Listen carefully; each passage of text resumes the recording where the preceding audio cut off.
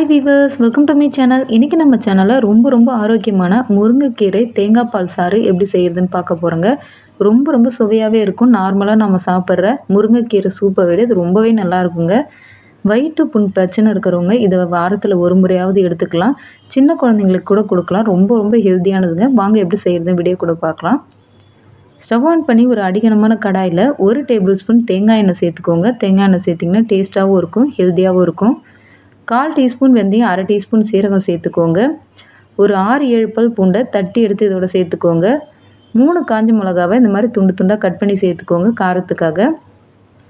இது லேசாக பொரிய வச்சுக்கோங்க, கருகிடக்கூடாது. இது எல்லாமே பொரிஞ்சு வந்த பிறகு ஒரு பெரிய சைஸ் வெங்காயத்தை சின்னதாக கட் பண்ணிவிட்டு சேர்த்துட்டு இது கண்ணாடி பதத்துக்கு வதங்கி வர வரைக்கும் இது நல்லா வதக்கிக்கோங்க. ரொம்ப நேரம் வதக்க வேண்டாம். சின்ன வெங்காயம் இருந்தால் கூட ஒரு 6-7 சின்ன வெங்காயம் கூட கட் பண்ணி சேர்த்து வதக்கிக்கோங்க. பாருங்கள், வெங்காயம் இந்த அளவுக்கு வதங்கினா போதும். ஒரு பெரிய சைஸ் தக்காளியை சின்னதாக கட் பண்ணி சேர்த்துக்கோங்க. தக்காளி சேர்த்த பிறகு 1/4 டீஸ்பூன் மஞ்சள் தூள் சேர்த்துக்கலாம். இதை நல்லா மிக்ஸ் பண்ணிவிட்டு தக்காளி ஓரளவுக்கு நல்லா வதங்கி வர வரைக்கும் நல்லா வதக்கிக்கோங்க.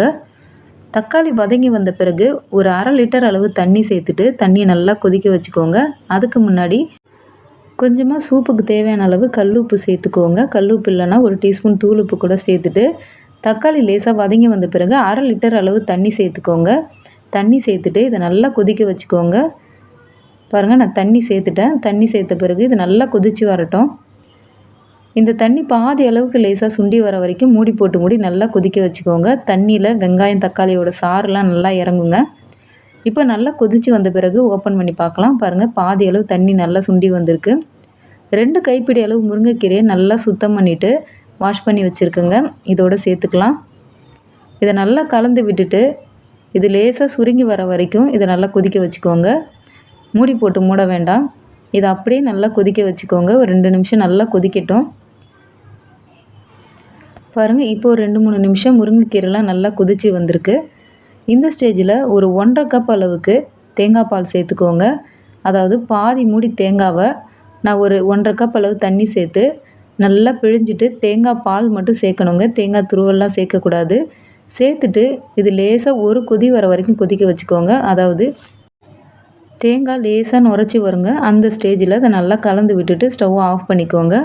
ஆஃப் பண்ணிவிட்டு உப்போட அளவு செக் பண்ணிக்கோங்க. தேங்காய் பால் சேர்த்த பிறகு ரொம்ப நேரம் கொதிக்க வைக்கக்கூடாது, டேஸ்ட்டு மாறிடும்.